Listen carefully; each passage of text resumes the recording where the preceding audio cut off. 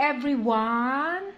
It's 3:55 p.m. here in Vienna, Austria.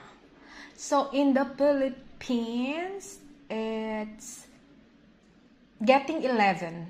So 5 to 11 na ng gabi sa Pinas, guys. So dito 5 to 4. So ngayon, guys, ginutom ako. Mag-diet nga sana ako, guys, pero gutom naman. So napadali ako, nagluto na lang ako ng pansit. So ito ang aking pansit, guys.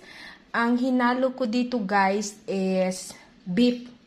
So ayan, beef ang hinalo ko, guys. Tapos broccoli, repolyo, carrot, green, red, yellow, and orange na bell pepper. So, eto guys, eto lang yung kakainin natin for today. Pansit. And may pa-flowers si Papang. So, kain tayo guys. Babu!